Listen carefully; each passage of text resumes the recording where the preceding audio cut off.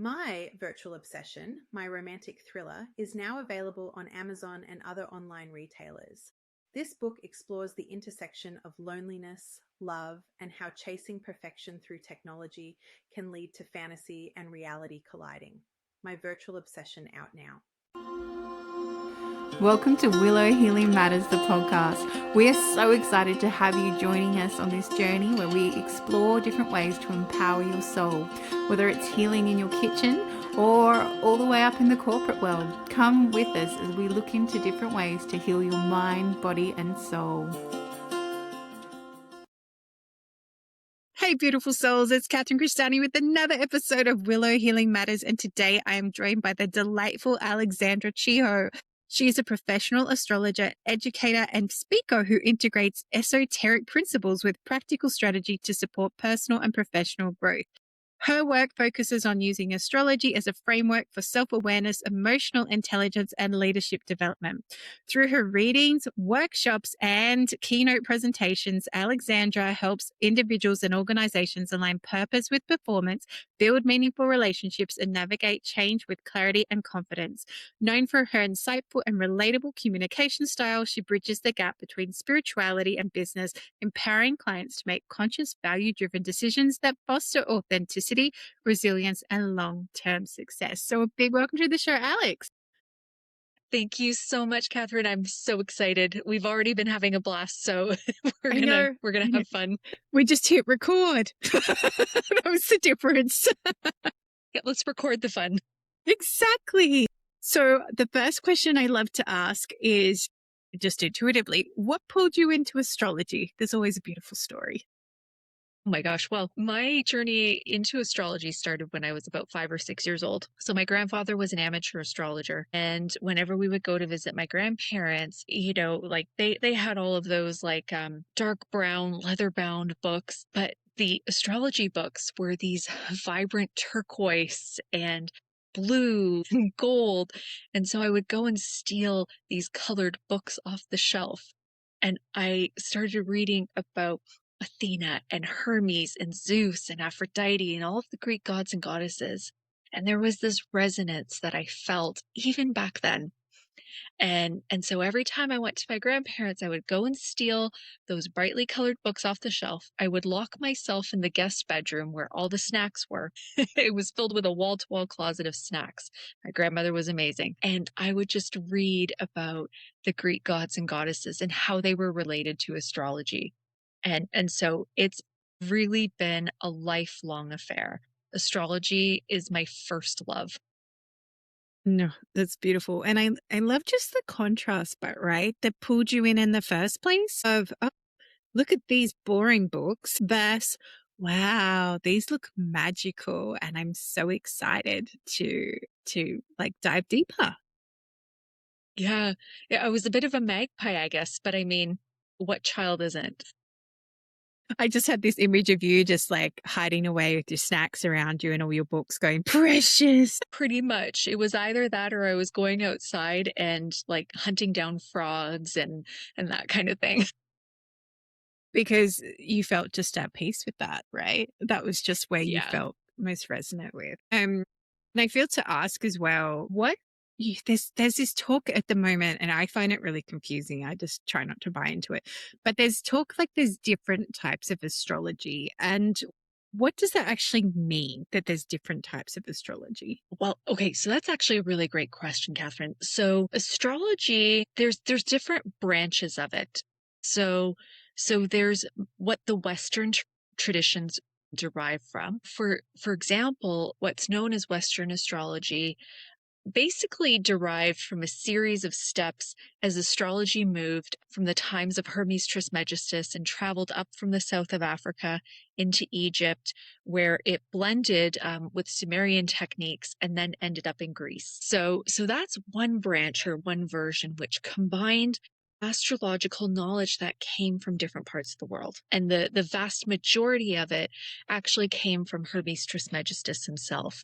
And so he's said to be the father of astrology, alchemy, and theurgy, which is ritual magic. But then, of course, there are other systems of astrology. So the Chinese were also watching the stars, right? And they had developed their own system. The Mayans and the Aztecs, they also had their eyes on the skies too, and they were keeping watch. And a lot of astrological knowledge really derived from watching the cycles of the stars and the planets and seeing the effects that they had here on Earth. And the number one thing that they looked at in the beginning was actually weather. And the Sumerians in particular used this method of basically looking at the weather to denote the nature of the planets. And so they knew that when Mars was in a particular place, that you were going to have hotter, drier weather. So the energy of Mars is hot and dry, like fire. Whereas, when the moon was overhead in certain ways, well, you were going to get cooler, moist, or wet energy, right? Because you were going to get rain. And so the moon's nature is watery. Wow. I had no idea. I'm so fascinated by this.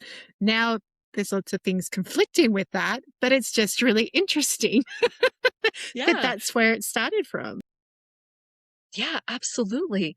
And, if you were to consult astrologers hundreds and even thousands of years ago, they were often some of the most educated people you would have had in the kingdom. Because astrologers, they needed to know math because they had to do calculations. So math and geometry needed to be part of what they knew. They also had to be literate, right? They had to be able to read, write and record things. They had to know about the weather and the cycles of the weather. They also had to know politics, right? And like social manners and graces, because very often astrologers were consulting with royalty, giving them guidance on next steps, giving them warnings about what's coming. Because, for example, and this is not something I practice, but there's a whole branch of what's called weather astrology. And so, they can predict things like earthquakes and larger, weather events. And astrologers did that back then because, we were subject to the environment and it could absolutely impact us. So you needed to be ahead of the game when it came to, is there going to be a famine or drought? Are we going to have major weather events? Because we're going to need to make sure that we have adequate food storage. Because if you don't have food, what happens? You're going to have riots and violence and theft and all these things that you don't want in your kingdom. So astrologers used to be some of the foremost educated intellectuals of the kingdom at the time. And it wasn't just, the weather that they provided guidance on. Their job was also to help educate, the royalty or the leaders or the military, like the heads of military, to help them understand their blind spots, to understand their own natures, because we all have triggers. Yes. And yes, we do. Right? And it's one thing if you get triggered and it's just you, but if you get triggered and you do something not well thought out that affects many people, kind of not good. Consequences. Bit of a domino effect there. Yeah. So you need someone to help keep your ego in check so that you're not acting out of turn and destroying your kingdom. Yeah. But I feel that it still translates into us now, even if we're not kings or queens, still. Absolutely.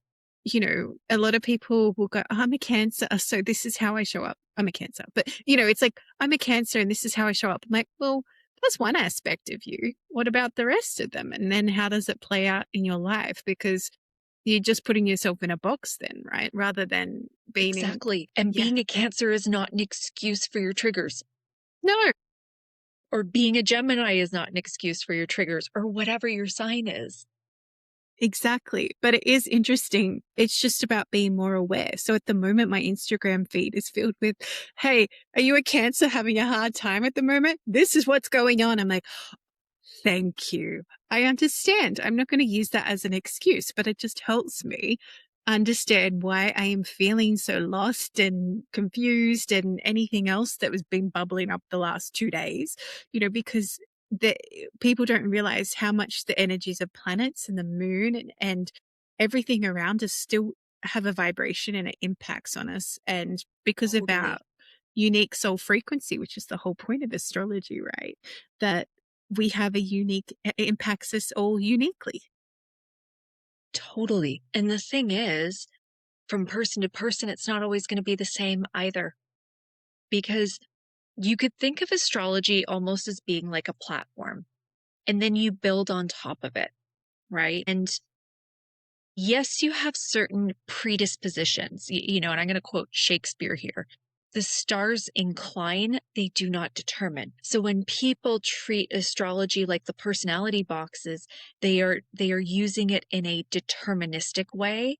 But astrology was never that, because free will is still part of the picture. So astrology was actually meant to be a developmental system. If you were to summarize the teachings of Hermes Trismegistus, the father of astrology and alchemy and theurgy, it would basically be that you are divine. And astrology is one of the methodologies that we use to regain our divinity. Remembrance, really.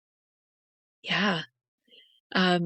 The oldest surviving, mostly complete text on astrology is called the Astronomica, and it was written by Marcus Manilius during the times of Julius Caesar, a little bit then and a little bit afterwards. It probably took him a long time. I think it was something like 20 years, because he wrote the entire thing in poem. So it's astrological teachings, but done in poem. So now it's in Latin. So when it gets translated to English, you kind of lose the poem, but there's still a beauty to it. And in the Astronomica, I mean, if you were to say this today, you'd kind of be a bit of a heretic, and especially a couple hundred years ago.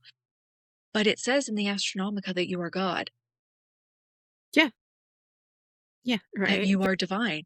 Yeah. And that's what astrology is meant. It's meant to be the bridge that gets you back to that. Yeah. And remembering that you are created from God to be an experience for God. It's like, that tricky part. And it was an audiobook. I don't know. Sometimes Spirit just sends me audiobooks onto my Spotify audiobook things, right? And I have no idea where they come from. And this was one of those books. Anyway, and it was about the Essene children. I don't know if you know about the Essenes and the children. So the Essenes was a very unique culture that was alive during the time of Jesus, to the point where they said he was, or Joshua, or however you want to resonate with his name. He was kind of there. That was his community, and they understood and helped him and supported him.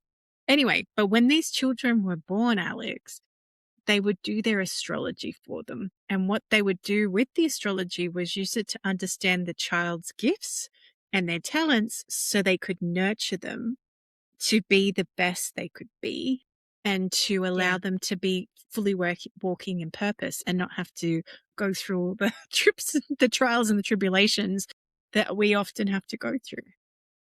That's beautiful. They treated every child as though they're divine, not as though they are, that they are divine. And, to this day, I it's not the primary part of my practice, but I still have parents who reach out to me because they want readings for their children. And so a lot of my clients actually will ask me to do readings for newborn children as gifts. Which is amazing. It's amazing. I love doing it. I love doing it because you get to understand this little soul who has just come onto the earth.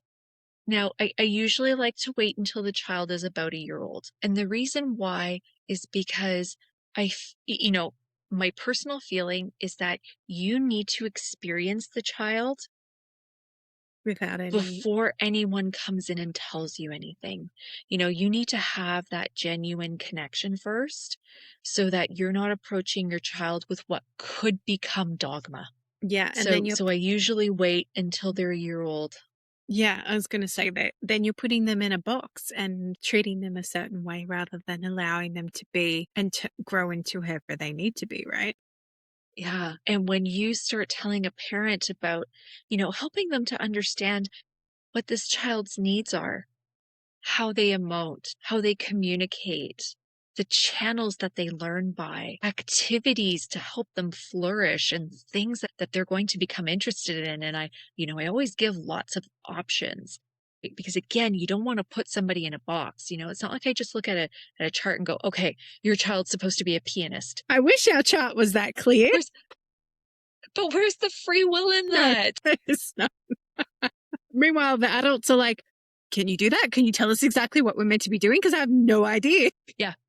Yeah, exactly. Right. It's really, I have this story about this. So my friend was doing human design reports because she had this software. She's like, hey, do you want me to do one for you and your son and your husband? I was like, yeah. So mine came through perfectly. My husband's came through. My son's would not come through. Like, it kept changing the file. It kept changing everything. And she's like, I don't think we're meant to know. And I said, I agree with you. All I'm going to do is look at the front page so I understand, how he reacts and that sort of thing. I said, and then I'm just not going to read it. And once I said that, the file actually managed to get to me, but I'm not meant to read it yet. So I have this file, but I haven't opened it because I don't feel it's time yet. Exactly like you said, we don't want to put our children in a box and we don't want them to, fall into this dogma. In saying that, sometimes I'm like, God, you've come here to really challenge me, haven't you? But at the same time, I know that. And, and I've always known that he's this sensitive little reflective soul, so it's just trusting that too. And I feel that always comes with anything, whether it's human design or astrology or whatever. It's like you take the information and you see how it applies to your life rather than let it govern your life. 100%. And I love that you leave the space for him to be him. Like, I think about it this way. If we were supposed to know, like, to a T, what we were here to do, and to have it like summarized in a mission statement, because purpose is manifold. There's no singular thing that is your purpose, because your family is your purpose, your children are your purpose, your parents are your purpose, your partner is part of your purpose. So there's many things that comprise purpose. And a lot of times people are kind of like looking to the career aspect to be the purpose, and that it's just like one thing and it's this like big overarching mission, and you either fulfill it or you don't. And I think that creates a lot of pressure on yourself. It creates a lot of pressure on you to get it right. But we come here with amnesia. We've forgotten who we are. We are amnesiacs trying to reclaim our identity.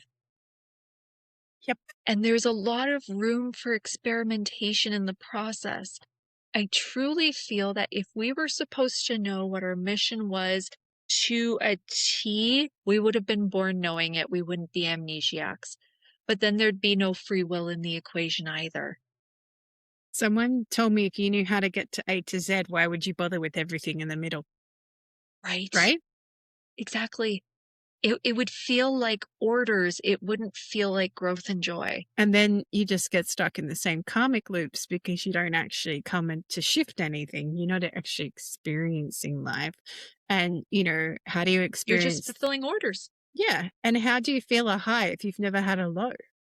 How do you experience that joy and that soul alignment and those tears of gratitude if you've never been in the scarcity and the pits and been like, oh my gosh, what do you want from me? How do you get those extremes? You can tell I've done that a few times. That's okay. I think we all have. And then it's the anger. Why? And then it's like, oh, that's why. What good could possibly come from this? Whoops. The gift of hindsight. But when you're in the thick of it, I understand how everyone's frustration, because I'm in the thick of it. And I like my message at the moment, my lesson, my life lesson, trust and surrender. Okay, guys. Okay.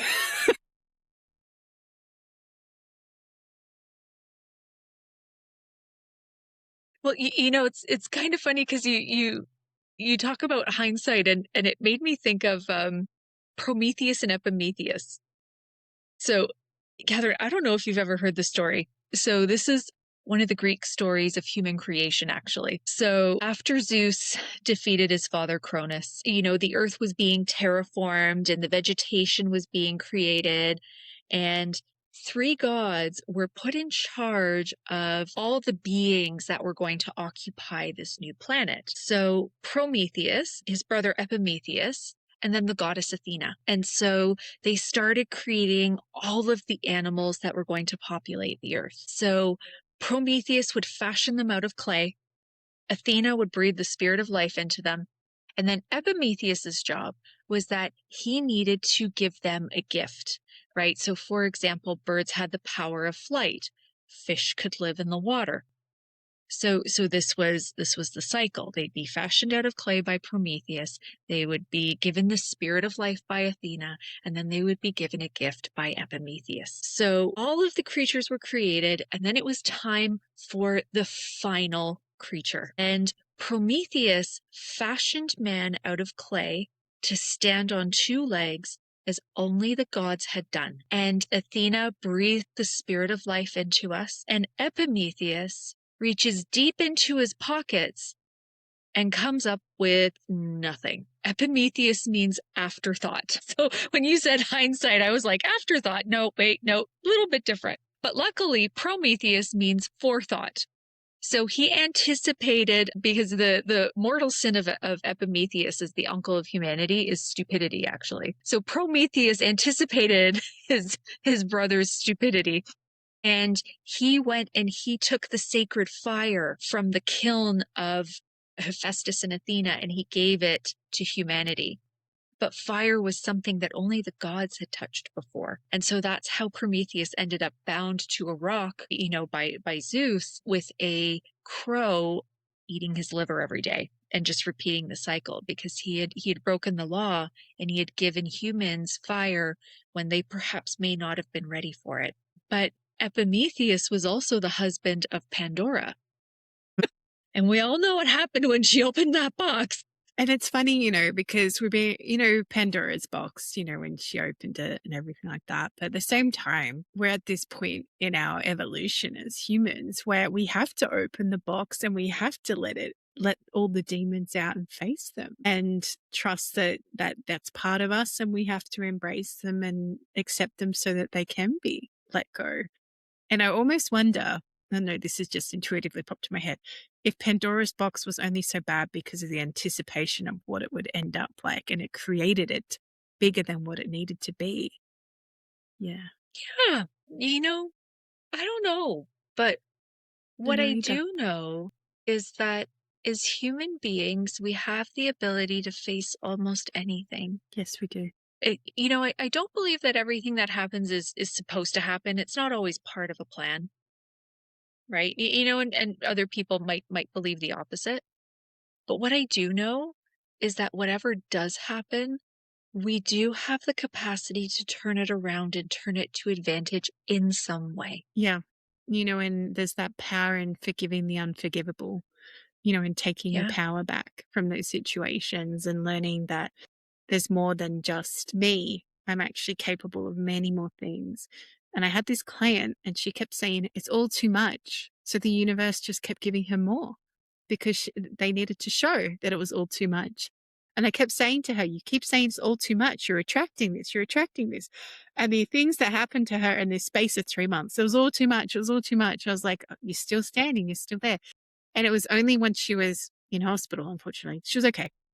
But that she went, yes, she messaged me and she said, I understand what you're telling me now. She goes, I can't keep saying that. And once she changed that and flipped her perspective, all of the crap stopped happening.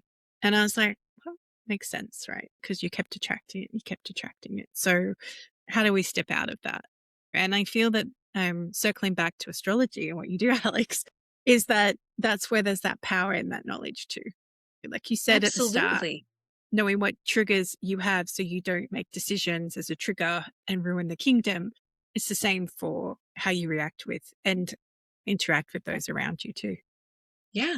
Well, I mean, Catherine, you're a mom. You're queen of the house. That's it. That's right? It.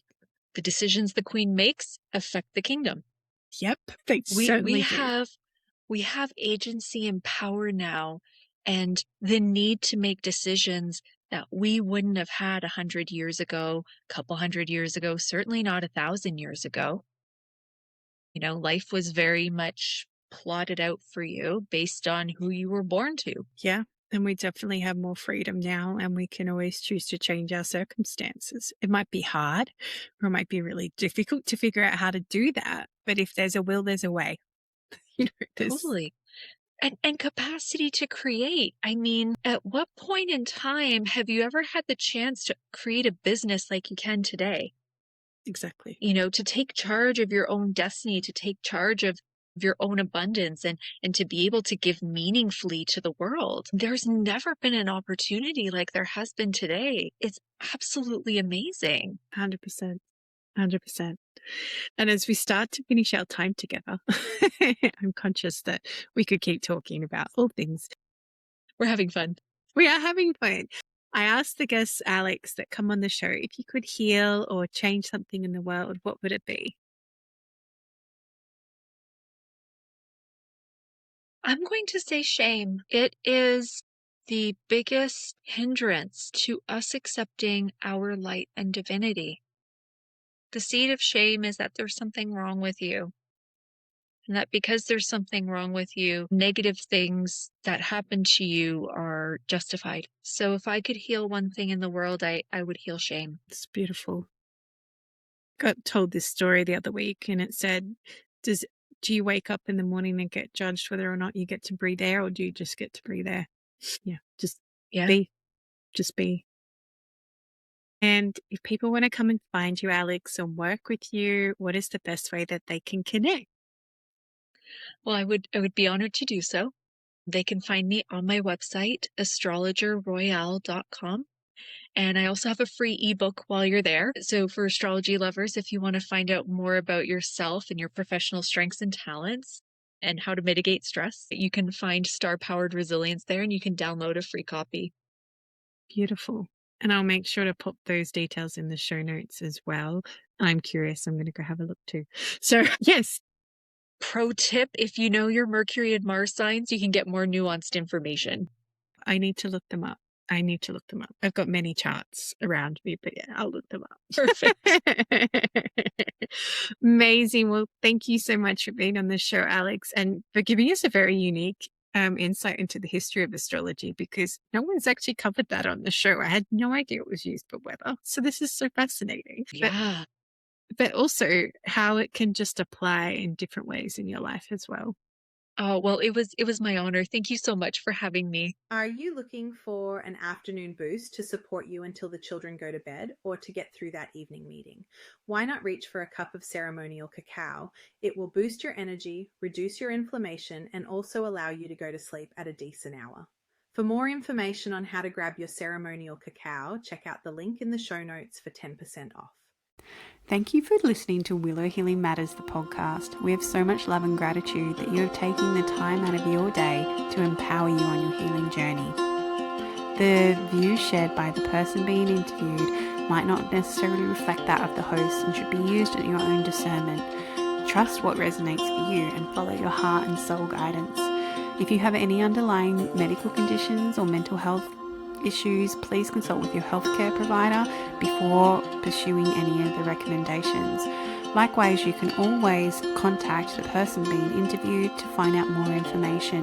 This can be found in the show notes. Remember to activate, align, heal, empower, and find love in everything that you do.